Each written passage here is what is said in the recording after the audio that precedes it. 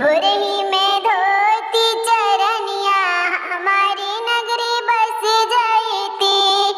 मैया छोड़ी देती पर्वत पहाड़ हमारी नगरी आई जाती। मैया छोड़ी देती पर्वत पहाड़ हमारी नगरी आई जाती। मैया हमरी नगरिया मैया अड़हुल के फुलवा हमरी नगरिया मैया अड़हुल के फुलवा रोज पहनती